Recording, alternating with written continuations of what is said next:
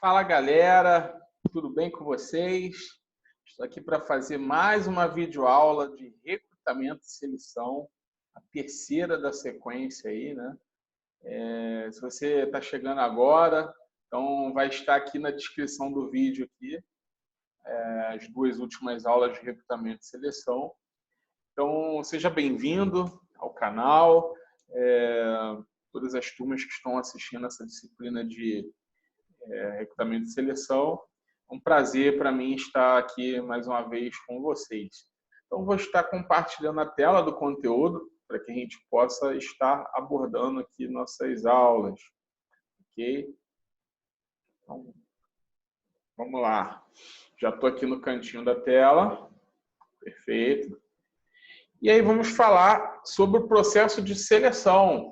A gente já tinha falado na primeira aula sobre a diferença entre recrutamento, né? Que recrutamento é o que vai disponibilizar a vaga, e seleção é a etapa onde a gente vai selecionar o melhor candidato. Só que quais são os critérios de escolha? Quais são a forma de avaliar? Quais são as técnicas? É o que a gente vai estar aprendendo aqui na aula de hoje. E é até bom a gente entender o lado de quem avalia para a gente se sair melhor na entrevista, né? Porque quando você entende a questão de como avaliam, fica mais fácil para a gente se sair melhor nas respostas de uma entrevista. Então, a seleção, alguns conceitos, é o processo de escolha entre candidatos recrutados, escolha dentre os candidatos recrutados dos mais adequados, através de instrumentos de análise e comparação, escolha de candidatos com maior afinidade da sua expectativa e potencial para a vaga a ser preenchida. Então, alguns conceitos sobre seleção aí. Então, o que a gente precisa saber? Certo? Começa aqui, ó, informações sobre o cargo como base do processo seletivo. Lembra na primeira aula que eu falei que um cargo ele tem a sua descrição e a sua especificação. Então, eu preciso saber para cada tipo de cargo o que esse cargo a pessoa vai ter que fazer, é a descrição, e o que essa pessoa precisa ter para cumprir essas habilidades, que é a especificação. Então, eu preciso de descrição e análise de cargo, requisição de pessoas, pesquisa de cargo no mercado. Então, todas essas informações eu preciso para poder municiar o meu processo seletivo. Técnica de incidentes críticos, que é o que vai fazer a comparação entre um cargo e outro em questões de responsabilidades, autoridades e também questões salariais. Tá? Mas isso aí já é um outro assunto de outra disciplina. E hipóteses de trabalho. Então, criar situações que possam acontecer no trabalho para poder entender qual seria a melhor pessoa para poder preencher essa vaga. E aí, com base nisso tudo, eu crio a ficha de especificação do cargo. Com a ficha de especificação do cargo, eu começo o meu processo seletivo. Eu vou, por exemplo, olhar para o currículo da pessoa e saber, esse currículo bate com a ficha de especificação do cargo. Então, vamos recrutar ele para poder participar do processo seletivo. E na etapa de seleção, eu preciso usar algumas técnicas. Quais as principais técnicas hoje utilizadas no mercado? A entrevista, muito tradicional, né? Provas de conhecimentos. Então, tem algumas vagas que, para poder testar se realmente o profissional fala a verdade no seu currículo, ele vai ser submetido a um teste matemático ou um teste psicotécnico, tá? Que vá comprovar o conhecimento, ou uma prova de inglês, ou uma prova de informática, enfim. Testes psicológicos, dependendo do cargo, eu preciso testar para ver se a pessoa tem um nível de sanidade mental sadio, né? Imagina, eu vou contratar um motorista de ônibus. Esse cara tem que provar que ele tem perfeito equilíbrio mental, né? Apesar que tem uns por aí que não tem muito não, né? Dirigindo por aí. Mas isso é outro assunto. Mas é importante que a empresa ela tenha isso. Já você bota um psicopata na direção de um ônibus aí, né? Se ele quiser se suicidar e matar um monte de gente. Então, é importante ter esse tipo de teste em alguns tipos de vagas. Testes de personalidade. Então, isso é mais em questão de como a pessoa agiria, qual tipo de atitude ela teria, e testes técnicas de simulação. também veremos. Tá? O que a gente precisa entender também, pessoal? Numa técnica de incidente crítico, ó, sobre um cargo de vendedor de balcão. Imagina uma pessoa que vai trabalhar no atendimento. Então, quais são as características desejáveis e as indesejáveis? Então, na entrevista, a gente pode sacar na hora quem eu posso contratar e quem eu não posso. Porque, segundo a técnica de incidente crítico, vai ter algumas características que, se você identificar nessa pessoa, você vai ver que ela não serve. E se você identificar que essa pessoa tenha, vai favorecer que, por exemplo, eu contrate ela. Então, ó, características desejáveis de quem trabalha na linha de frente. Afabilidade no trato com pessoas, facilidade de relacionamento, vontade de agradar cliente, resistência a frustrações, verbalização fácil, fala bem, excelente memória, uma pessoa que tem boa memória é importante para lidar no atendimento. É muito ruim para o cliente chegar, oi, lembra de mim? E você, poxa, me desculpa, eu não lembro. O cliente ele se sente, né, chateado, ofendido.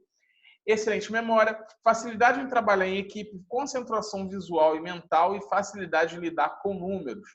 Já as indesejáveis, pessoas que se irritam facilmente, introversão exagerada, aquela pessoa extremamente tímida, impaciência, pouco controle emocional, dificuldade de expressão, aquela pessoa com um rosto indiferente, sabe? Não tem expressão facial nenhuma, não sabe? Você olha para a pessoa, você não sabe se ela está feliz, se ela está triste, se ela está zangada, todo dia a mesma cara. Então, esse tipo de pessoa não dá. Dificuldade no relacionamento, pouca memória, dispersão mental, dificuldade de lidar com números. Então, veja que questão matemática, numérica, elimina muito candidato. Por exemplo, um simples vendedor de balcão. Okay? São características indesejáveis, porque você vai lidar com dinheiro, você tem que fazer conta rápida de cabeça. Então, isso é importante. Então, ou seja, características desejáveis versus indesejáveis é a técnica de incidente crítico. Aquilo que vai ser crítico na escolha de um candidato vai ter alguma coisa a ver com algumas características dessas. Então, técnicas de seleção, pessoal. Provas de conhecimentos. Então, existem provas de conhecimento geral e conhecimentos específicos. Então, a empresa ela pode submeter aos dois. Ela pode querer ver se você é uma pessoa atualizada. Então, por exemplo, fazer uma prova de atualidade, coisas que estão acontecendo no momento. E avaliar a pessoa assim, porque ela quer pessoas bem antenadas, ela quer pessoas que tragam para dentro da empresa atualização, a pessoa bem informada, e específicos para saber se a pessoa realmente entende das competências que ela diz que atribui no seu currículo. Entrevistas, né? Então, aquela fase de entrevista onde vai ter o recrutador e o recrutado. Basicamente, tem alguns tipos de entrevista que a gente vai estar vendo, mas basicamente a pessoa vai estar ali conferindo se a pessoa realmente é o que diz no currículo, né? Testes psicológicos, que são os psicométricos, para saber da aptidão da pessoa, e os de personalidade, que é mais generalista. E técnicas vivenciais que temos dinâmica de grupo, testes situacionais, simulações e psicodramas. Okay? A gente vai estar falando um pouco sobre cada um desses. O que eu preciso fazer na entrevista de seleção? Então, quando eu vou fazer entrevistas, o que eu tenho que planejar? Quais as etapas? Eu tenho que ter um planejamento para entrevistas. Obter o maior número de informações sobre a organização e o cargo em questão. Então, às vezes, você é do RH, você não sabe nada do que um mecânico faz dentro da empresa. Eu preciso contratar um mecânico, por exemplo. Então, eu preciso saber o que o cargo mecânico exige. Qual a descrição, qual a especificação, qual o nível de habilidade, que tipo de personalidade é a desejada. Então, tudo isso eu tenho que avaliar. Elaborar questões a serem formuladas da entrevista. Então, eu preciso elaborar as perguntas que eu vou fazer e preparar material, infraestrutura e local adequados. Então, quando eu vou para a questão de preparar material, ou seja, eu penso em preparar o material que eu vou utilizar na entrevista, qual vai ser a infraestrutura, o local adequado, eu tenho que planejar tudo isso. Tá? No dia da realização da entrevista, quando você recebe todos os candidatos entrevistados, você sempre tem que estabelecer um report. O que é esse report? Quebrar o gelo. Tentando ser agradável, pergunta se o dia foi legal, se foi fácil chegar na empresa, se ela gostaria antes de uma água, de um café.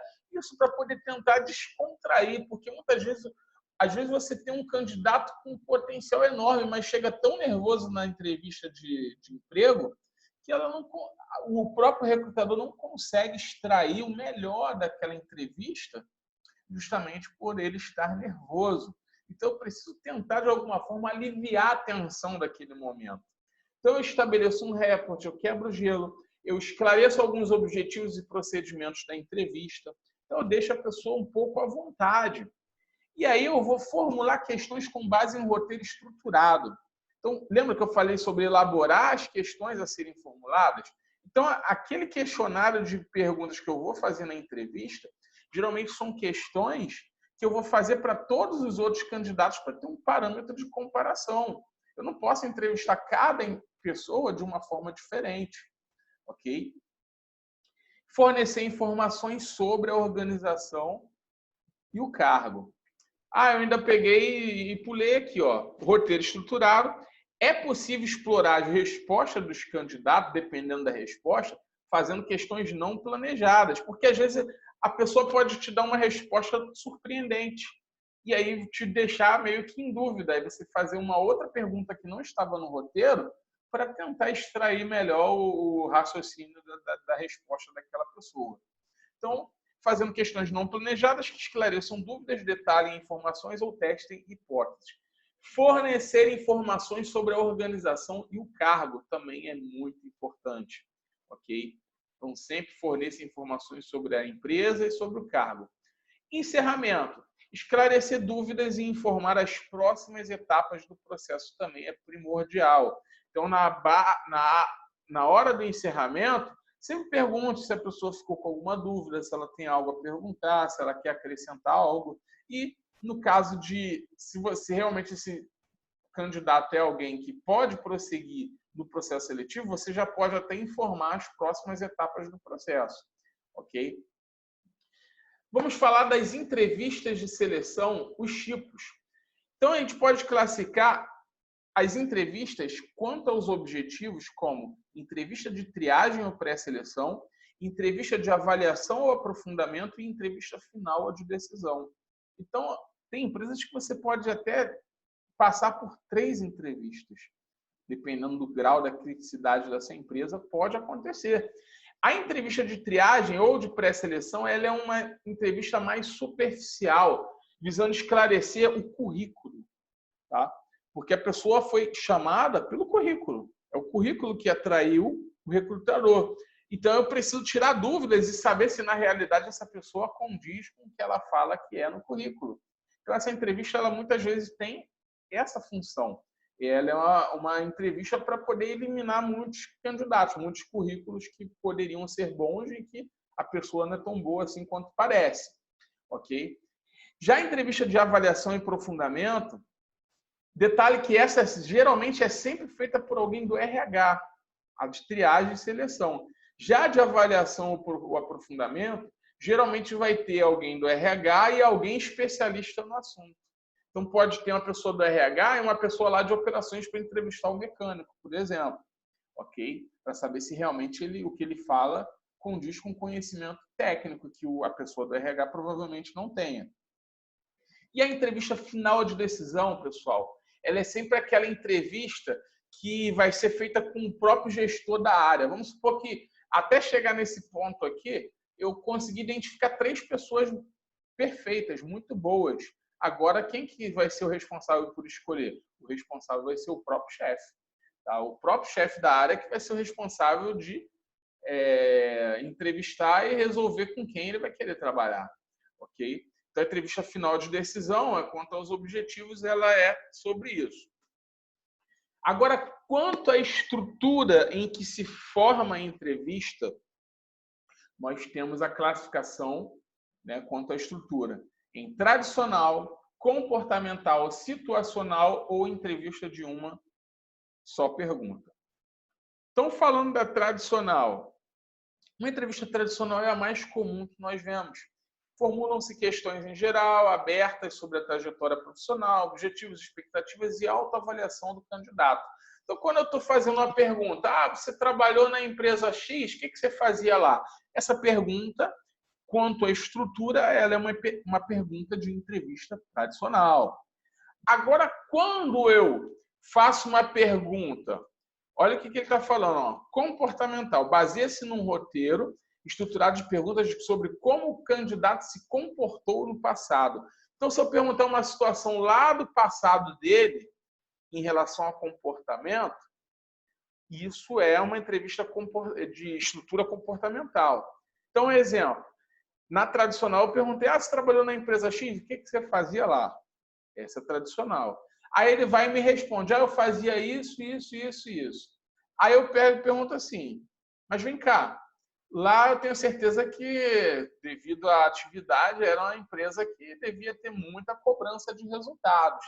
Você era muito cobrado por resultados lá? Como que você agia? Como que você sentia quando você se sentia pressionado? Então, olha a pergunta. Eu perguntei como ele agia ou se sentia quando se sentia pressionado. Então, essa pergunta eu vou de encontro para querer saber o quê? Qual o comportamento que ele tinha. Por isso, comportamental. Já a situacional, ela é parecida com comportamental, só que essa eu vou descrever uma situação diferente que ele poderia passar na minha empresa e eu quero saber como ele reagiria. Isso é uma situacional. Tá? Descreve-se uma situação específica passível de ocorrer no trabalho. Então, digamos, eu pego, legal, José. José, você me falou sobre o teu antigo trabalho e como você agia quando você se sentia pressionado.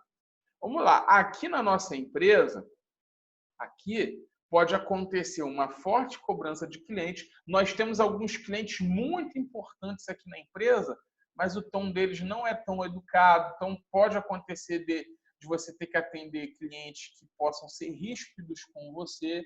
Eu quero saber como você reagiria com eles. Olha a pergunta.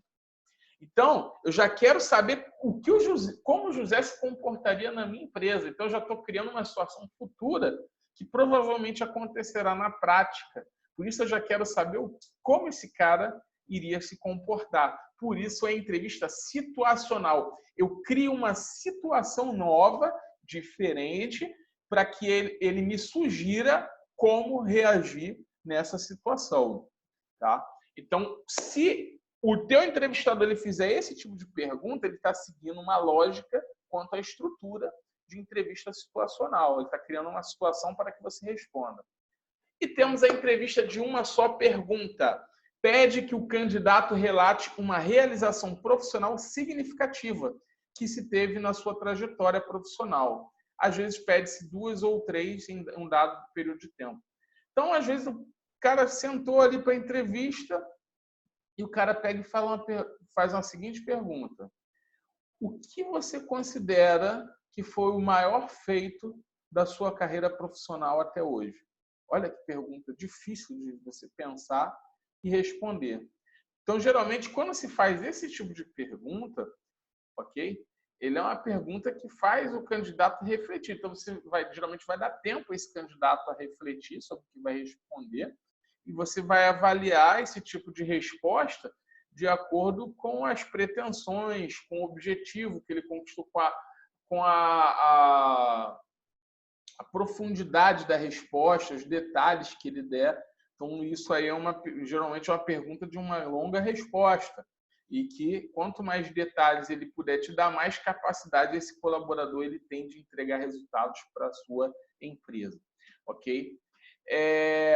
Então, fazendo um parâmetro aí de comparação de entrevista tradicional e entrevista comportamental, prestem atenção. Ó. Pergunta: quais são os seus objetivos para esse cargo? Que qualificações te tornaram capaz de ser bem-sucedido no cargo?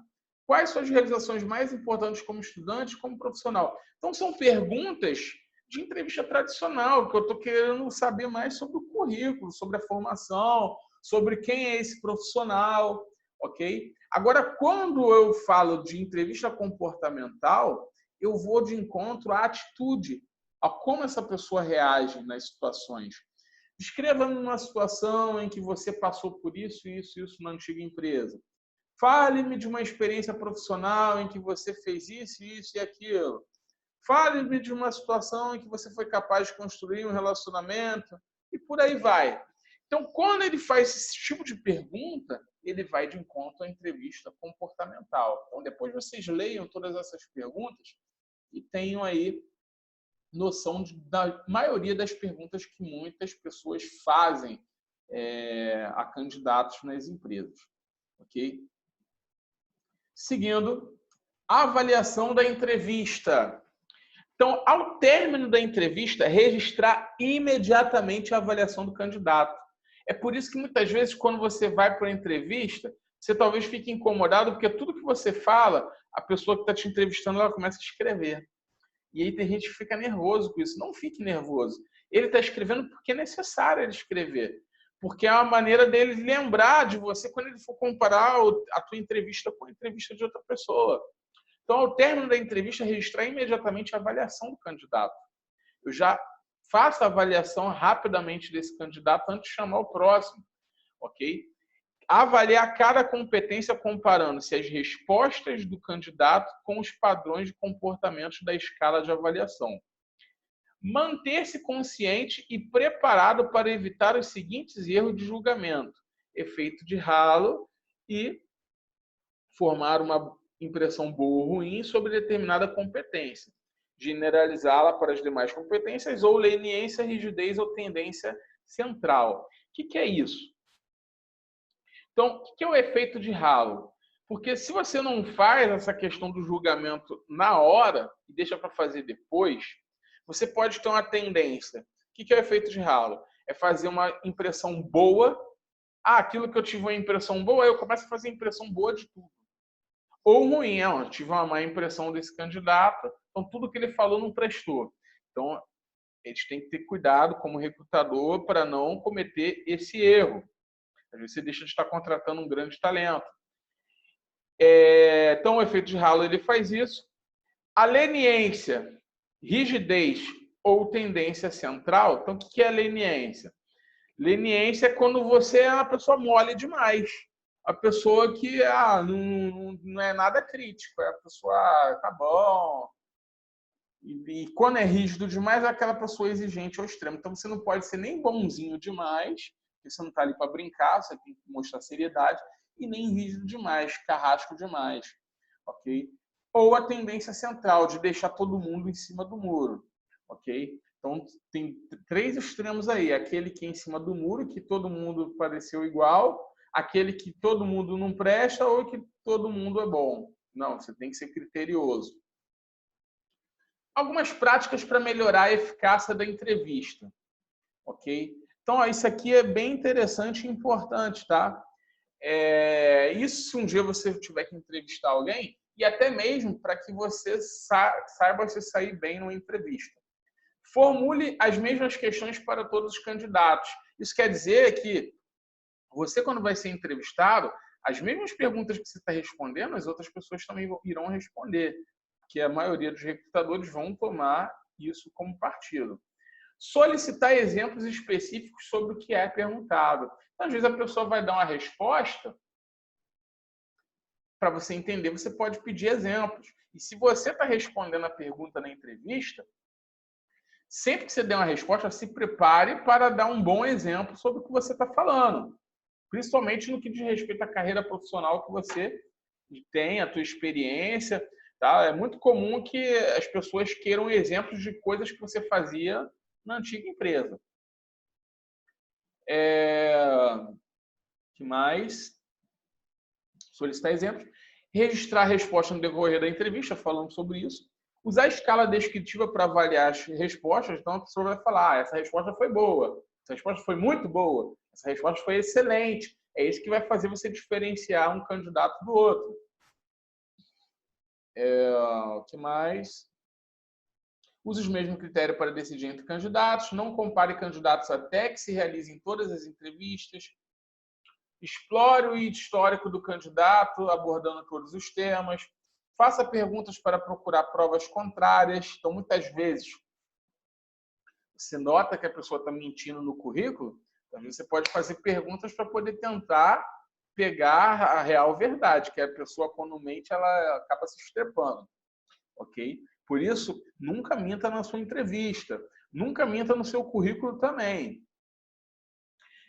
Espere o candidato completar sua resposta e não fale demais. Respeite o silêncio do candidato, dê-lhe tempo para responder, retome a direção da entrevista se o candidato fugir do tema central da pergunta. Ok?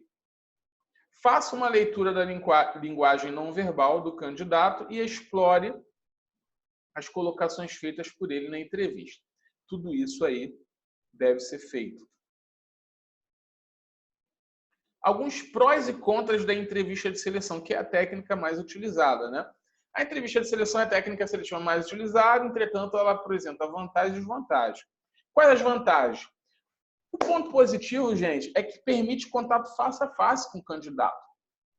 Hoje as coisas estão ficando cada vez mais impessoais e às vezes esse olho no olho é muito importante, principalmente para alguns cargos dentro da empresa. Proporciona interação direta com o candidato, isso também é importantíssimo. Focaliza o candidato como pessoa humana, permite avaliar o candidato, como o candidato se comporta e as suas reações. Os contras. É uma técnica altamente subjetiva e forte margem de erro e variação. Às vezes, por N motivos. Às vezes o entrevistador está mega cansado porque já entrevistou várias pessoas. Aí não consegue assimilar bem as respostas das outras pessoas. Outra questão é que muitas vezes você julga o livro pela capa. Tem gente que tem uma lábia excelente. Ele é um péssimo profissional. Então, na entrevista ele sai muito bem e você contrata ele. E, ao mesmo tempo, tem as pessoas que são mais tímidas, mas são excelentes profissionais. Então, às vezes, chegam na entrevista, ficam um pouco nervosos e não se saem bem na entrevista. Difícil comparar vários candidatos entre si. Isso é o que é difícil, né, da entrevista. Exige treinamento do entrevistador e exige conhecimento a respeito do cargo e suas características básicas. Então, tudo isso aí é muito importante. Falando agora da dinâmica de grupo, pessoal. São técnicas que criam situações para que os candidatos interajam, né, coletivamente e participem ativamente para serem avaliados. Em geral, usa-se um exercício de aquecimento, alguma situação, né, de dinâmica que vai envolver um teatro ou uma ação imaginária para que as pessoas deem respostas voltadas para o comportamento que a empresa espera, ok? Então, uma dinâmica, pessoal, por mais boba ou engraçada que ela pareça ser, ela tem sempre um objetivo por trás. Não se esqueça disso. Então, quando você participar de uma dinâmica, pense bem na resposta que você vai utilizar, porque sempre há um objetivo por trás. Gravem isso. Planejamento. Toda dinâmica precisa de planejamento, assim como a entrevista. O grupo deve ser pequeno e arrumado em forma de U. O facilitador deve possuir experiência em lidar com as dinâmicas e os seus resultados. Estar preparado para lidar com situações inesperadas. Tá? Então, tudo isso que está escrito aqui faz parte do planejamento da dinâmica em grupo. Então, quando eu planejo, na hora da realização, eu preciso receber esses candidatos, explicar os objetivos dessa dinâmica para eles, dar instruções claras para eles e implantar o método de ciclo de aprendizagem vivencial, o CAV, onde, após todo mundo falar, eu preciso explanar para eles os sentimentos que essa tarefa mobiliza, o desempenho que o grupo teve, a relação entre o exercício e o seu dia a dia nas organizações ou na vida. Explicar. A gente usa essa dinâmica, quer dizer isso, isso e isso no mundo empresarial. Aplicação das conclusões obtidas em seu dia a dia. E encerramento, esclarecer dúvidas e informar próximas etapas do processo. Então, pessoal, para a gente terminar aqui, né? Essa parte aqui, depois vocês leiam com mais calma. Quando a gente fala de provas, existem provas tradicionais e objetivas de teste, né? As provas podem ser quanto à organização, quanto à aplicação, quanto à avaliação. Então, isso aqui vocês leiam também a diferença entre aplicação de prova tradicional e objetivas. Não tem muito que eu explicar aqui para vocês, isso é fácil de vocês entenderem. Outra questão interessante aqui é que muitas vezes o recrutador ele vai estar avaliando pessoas que possuem aptidão e pessoas que possuem capacidade. Qual é a diferença entre aptidão e capacidade? Aptidão é aquele talento nato que você tem e que muitas vezes você nem sabe. E capacidade é descobrir que mesmo não tendo aptidão, mas você é uma pessoa que tem capacidade para aprender. Então, muitas vezes, as empresas elas querem pessoas que têm aptidões. Então, as pessoas que têm capacidade, eu não tenho tempo para ensiná-las. Eu vou contratar pessoas com aptidão. Mas tem empresas que têm mais interesse em pessoas com capacidade, porque eu quero ensiná-las e desenvolver elas do meu jeito. Ok? Então, a aptidão é a predisposição natural para determinada atividade ou trabalho. E a capacidade é a habilidade adquirida para realizar determinada atividade ou trabalho. Então, tudo aqui ele tem meio que um reflexo oposto um do outro. Depois vocês leiam. Mas só um exemplo. Você já viu a pessoa que, por exemplo, tem dom musical, por exemplo? Para quem não sabe, né, eu me esforço, eu gosto de tocar violão. De vez em quando até faço uns stories aí das lives que eu participo da igreja. Eu toco no Ministério de Louvor, violão. Então, mas eu sei que eu não me julgo um músico que tenha aptidão, e sim capacidade. Eu aprendi ao longo do tempo através de muito esforço e dedicação. E sei que ainda preciso aprender muito mais como músico. Ok? Só que tem pessoas que, tipo, ela tem tanta aptidão que ela mal entrou no curso, em 2 meses ela já está tocando muito bem. Ela já faz ela já usa o violão com uma certa habilidade que, de repente, a pessoa que tem capacidade para aprender leva 1, 2 anos. Então, tem áreas na sua vida, todos nós, pessoal, todos nós, você vai ter sempre áreas na sua vida que você tem extrema aptidão. Você vai aprender assim, ó, no estalar de dedos. E tem coisas na sua vida que você vai aprender também, mas só através de muito esforço e muita dedicação, porque você possui capacidade, ok? Então, isso também é avaliado no processo seletivo. Pessoas que têm capacidade, pessoas que têm aptidões, ok? Então, vocês podem depois ler isso aqui. É uma relação bem bacana aí de ser estudada, ok? Para finalizar nossa aula, o processo seletivo ele é uma sequência de etapas, ok? Então, ó, gravem para o resto da vida essa tabelinha aqui é muito perfeita, tá? O processo seletivo ele sempre vai começar com a solicitação de emprego, e aí quando eu faço essa solicitação de emprego, como que é a solicitação de emprego? É quando eu anuncio a vaga e as pessoas começam a me mandar currículo. Então, nessa fase, eu já começo a eliminar pessoas. Quais são as razões para a rejeição?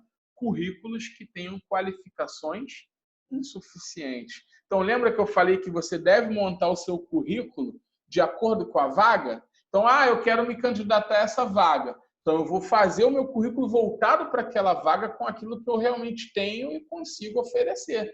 Então, eu preciso oferecer as qualificações que sejam suficientes para cumprir a descrição e a especificação daquela vaga, ok? Então, aqui já é motivo de eliminação. Aí, quando eu elimino esses currículos, os currículos que estão aptos vão para a entrevista inicial de triagem. Lembra das entrevistas quanto aos objetivos? De triagem, avaliação e de decisão. Então, a entrevista inicial de triagem, muitas vezes ali eu vou eliminar mais currículos de pessoas que não condizem com o que está falando no currículo. Então, habilidades insuficientes ou conhecimentos insuficientes de acordo com o que está no currículo, na hora da conversa ali da entrevista. Após a entrevista inicial, muitas empresas podem submeter essas pessoas a provas e testes de seleção. Só que essa ordem não necessariamente pode ser essa, tá? Pode ser, por exemplo, currículo, depois prova e teste de seleção e depois entrevista também, ok? Pessoas que têm baixos resultados nessas provas também são cortadas, beleza? E aí, após essa terceira etapa, vem uma outra entrevista final. Poderia ter a de avaliação também, mas eu estou usando apenas duas, ok? Então, digamos que essa aqui é a entrevista final de decisão do gestor. O gestor ele vai escolher. Digamos que chegou na mesa dele 3 pessoas. O que esse camarada faz? Ok? Ele vai entrevistar as 3 e ele vai dar o resultado para pelo menos uma só primeiro. Por quê? E ele vai escolher esse primeiro lugar de acordo com o comportamento ou atitude aconselhável. Pessoas que têm um comportamento ou atitude desaconselhável na visão do gestor de área, ele vai eliminar esse candidato. Ou vai deixar ele em stand-by como a segunda opção. Por que deixar em stand-by? Porque após essa entrevista, eu vou contactar esse candidato e falar que ele está aprovado e apto a fazer o exame médico. Mas por que eu tenho que deixar em stand-by, pessoal? Porque muitas vezes essa pessoa vai para o exame médico e, dependendo do exame médico, ela não passa. Tem muita gente que fica reprovada em processo seletivo por causa do exame médico, ok? Incapacidade ou inabilidade física para o trabalho. Então, se isso acontece, eu não poderia dispensar todo mundo. Porque se eu dispenso todo mundo, e aí depois para poder eu contactar ela? Ela pode simplesmente falar que não vai querer e eu tenho que fazer todo o processo seletivo novamente. Então, eu sempre vou ter aquele famoso as na manga. Eu tenho que deixar uma pessoa de stand-by, ok? Até porque se eu contratar a pessoa, vamos supor que ela não se adapte e não passe pelo período de experiência. Aí eu convoco aquela outra segunda opção. Isso aí, infelizmente, essa é a realidade, pessoal. Nós somos números para as empresas. E é assim que é tratado as questões, ok? Então, exame médico e, após isso, o exame médico deu ok, análise e decisão final, ok? Às vezes pode acontecer de eu mudar de ideia ou mudar de decisão, ou até mesmo no período de experiência eu ter que demitir. Por quê? Porque teve um baixo desempenho ou potencial final, ok? E aí, pessoal, fechando agora finalmente, a atividade de vocês será essa, dinâmica. Vai estar lá na plataforma de vocês lá essa atividade. Então eu vou só falar um pouquinho sobre ela para poder ajudar a não ficar muitas dúvidas quando vocês pegarem a atividade, tá? Então, suponha que você e as pessoas do grupo da sua turma, vocês estivessem em um navio, esse navio naufragasse. Tá? E nesse navio existe apenas um bote salva-vidas. Imagina que só tenha um bote salva-vidas que só caibam 4 pessoas. Caramba, que desespero. Então, um monte de gente ia morrer. Sim, um monte de gente ia morrer. Só tinha um bote salva-vidas e só caberia 4. Ok? Então, o que consiste aí essa situação? Você teria que se salvar e escolher mais 3 pessoas para ir com você. Então, você vai ter que escolher 3 colegas da sua turma para ir com você. Então, quais seriam os motivos da sua escolha pessoal por sobrevivência? Ou seja, por que você merece sobreviver e as outras pessoas não? Caramba, que pesado, né? Forte. Mas é assim que acontece nas empresas. Pense que por trás de uma pergunta sempre tem um objetivo. Você está participando de um processo seletivo. Está todo mundo no mesmo barco. Você vai querer naufragar? Você vai querer ser o primeiro a passar nesse processo seletivo, a entrar nesse bote salva-vidas. Ok? E então, por que você merece entrar nesse bote salva-vidas? É nesse sentido. Porque a escolha dos outros 3. Então, ao mesmo tempo, você vai ter que falar quais são os colegas que você escolheria e por quê.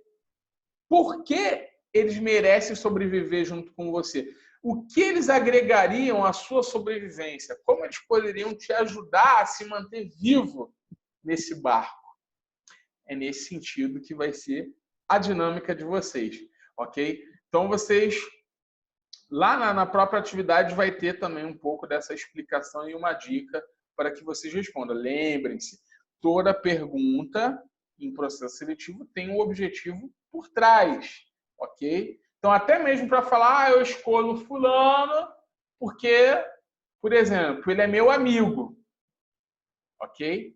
Isso não é resposta para salvar. Tá? Então, peço que você já entenda o sentido da coisa. Ok? Então, beleza, pessoal. Finalizamos aí mais uma videoaula de recrutamento e seleção. E semana que vem já teremos a nossa última videoaula da disciplina. Eu espero que vocês estejam gostando do material que eu tenho publicado, das aulas. Eu tenho feito isso com muito carinho, muita dedicação para todos vocês. Se você tem gostado do meu trabalho que eu tenho feito aí, se você tem agregado aí ao seu conhecimento, poxa, me ajude também.